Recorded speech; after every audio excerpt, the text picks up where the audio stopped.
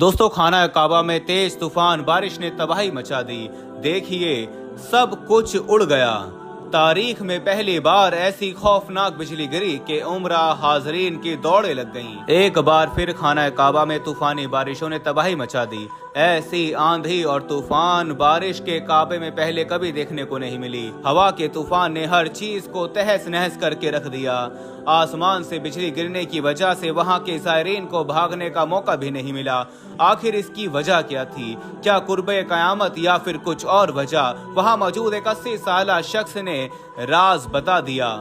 दोस्तों, इससे पहले कि हम आपको सऊदीया में पेश आने वाले तूफानी बारिशों के बारे में मुब्तला करें, आपसे गुजारिश है कि आप हमारे इस्लामी अखलाक चैनल को सब्सक्राइब कीजिए और बेल आइकन को प्रेस कीजिए ताकि हर नई आने वाली वीडियो से आप बर वक्त मुब्तला हो सकें। दोस्तों, सऊदी अरब में मॉनसून में तेज तूफानी बारिशों का सिलसिला अब हर साल बढ़ने लगा है। ऐसा ही एक वाकया हम आपको सुना रहे हैं कि जो के चंद दिन पहले ही रूनुमा हुआ। दुनिया भर से उम्रे के लिए आए ज़ायरीन बड़े अकीदत से उम्रे के फराइज को अदा करते हैं। जहां मॉनसून की बारिशों ने दुनिया भर में तबाही मचा रखी है, वहां मक्का मुकर्रमा जैसे मुकद्दस शहर में भी मॉनसून ने एक ऐसी ही तबाही मचाई। लेकिन इसकी वजह मौसम का बदलाव नहीं बल्कि कोई और ही वजह थी जिसे जानकर आप दंग रह जाएंगे। दोस्तों, दोपहर का वक्त था। खाना काबा में मामूल से ज्यादा ही कुछ भीड़ थी। कुछ लोग इबादत में मशगूल थे और कुछ खाना काबा का तवाफ करने में कि अचानक से आसमान पर गहरे काले बादल छाने लगे। हालांकि कुछ देर पहले धूप थी, दिन भी काफी रोशन था। बस एकदम से ही मौसम ने करवट ली और काले बादल आसमान पर छा गए। देखते ही देखते दोपहर के 3 बजे यूं महसूस होने लगा जैसे मगरिब का वक्त हो चुका हो। लोग अभी मौसम के तेवर को ही देख रहे थे कि जब उन पर मटियाले से रंग की धूल सी उठने लगी। आंधी का तूफान आने लगा। आंधी में इस कदर मिट्टी थी कि लोगों की आंखों में मिट्टी पड़ चुकी थी। हवा में इस कदर धूल मिट्टी थी कि लोग समझ नहीं पा रहे थे कि खड़े कैसे हों। इस हवा की आंधी के तूफान से ही लोग संभल नहीं पाए थे कि अचानक से मूसलाधार बारिश शुरू हो गई। बारिश इस कदर तेज और तूफानी रूप धार चुकी थी कि लोगों में हलचल सी मच गई। एक अफरा तफरी सी थी जो खाना काबा में देखने में नजर आ रही थी। लोग इधर उधर भागने लगे।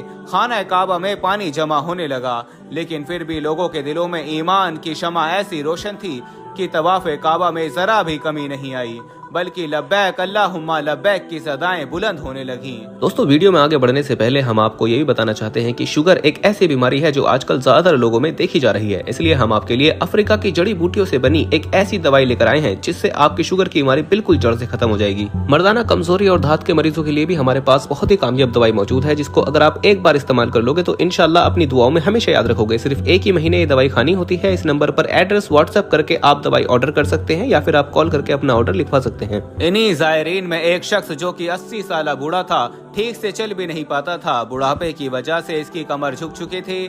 बारिश की वजह से वो पूरे का पूरा भीग चुका था। उसने अभी तो तवाफ शुरू ही किया था कि जब मौसम बदलने लगा। पहले ही उसे चलने में बड़ी दिक्कत महसूस हो रही थी। अब बारिश और तेज हवा ने तो जैसे उसे हाँफने पर मजबूर कर दिया था। कपड़े भीगने की वजह से और तेज हवाओं के चलने की वजह से वो शख्स कपकपाने लगा था। लेकिन ईमान का ये आलम था कि उसने एक कदम भी तवाफ काबा में रोका नहीं था। वो मुसलसल चल रहा था। बादलों की दिल दहला देने वाली गरज ने गोया लोगों को चौंका कर रख दिया था। बहुत से लोग इस्तगफार भी पढ़ने लगे। कुछ लोग कहने लगे कि शायद ये अल्लाह की नाराजगी का सबब है, क्योंकि मुसलमानों की नाफरमानियां हद से ज्यादा बढ़ चुकी हैं, इसलिए रब्बे काबा को जलाल आ गया है। वो शख्स भी अपनी जबान में अस्तगफिरुल्लाह का विर्द करते हुए हाँफते हुए काबे का तवाफ करने में मशगूल था। अचानक से बिजली की तेज रोशनी मक्का मुकर्रमा के सामने काफी फासले पर बनी एक इमारत पर पड़ी। ऐसा लगता था कि बिजली जैसे अभी इस इमारत के ऊपर गिर जाएगी। लोगों की चीखें बुलंद हुई थीं। गरज इस कदर तेज थी कि लोगों के दिल कांप उठे थे। जब अगली बार बिजली चमकी तो इस इमारत के ऊपर के फ्लोर पर वो बिजली गिर पड़ी। इसी पल इमारत के सबसे ऊपर के फ्लोर पर आग लग गई।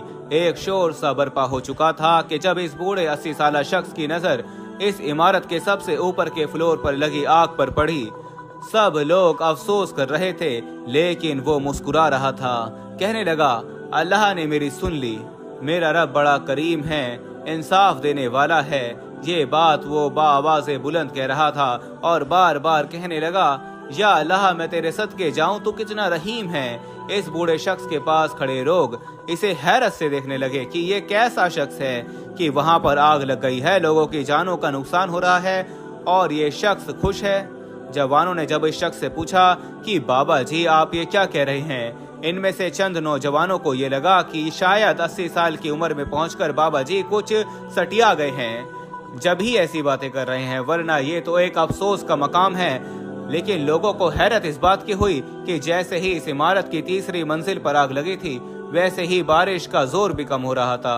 आहिस्ता आहिस्ता से बारिश की शिद्दत में कमी आने लगी, बादलों की गरज भी खत्म होने लगी।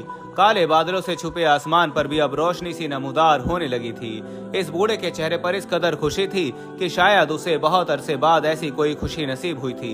खुशी के मारे इसकी आंखों से आंसू निकल रहे थे और वो कह रहा था, या अल्लाह तेरा शुक्र है, तूने मुझे इंसाफ दे दिया। 15 मिनट में बारिश बिल्कुल रुक चुकी थी।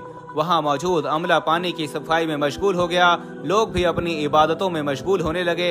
लेकिन वहां खड़े नौजवान इस बूढ़े की खुशी को देखकर हैरान थे, इसलिए पूछने लगे कि बाबा जी आखिर आप क्यों शुक्र अदा कर रहे हैं। जिस इमारत में आग लगी थी वहां पर फायर ब्रिगेड आ चुकी थी, आग को भी बुझाने का काम शुरू हो चुका था। इस बूढ़े शख्स की नजर सिर्फ इसी इमारत पर थी। वो नौजवानों की सवालों से बिल्कुल लापरवाह था कि जब रेस्क्यू टीम का अमला इस बिल्डिंग के तीसरे फ्लोर पर गया, लेकिन जब वो अमला नीचे उतरा तो एक अरबी की जली हुई लाश नीचे लेकर आया था, जो बहुत ही रईस अरबी शेख था। ये देखकर तो वो 80 साली बूढ़ा हंसने लगा, क्या कहे लगाने लगा।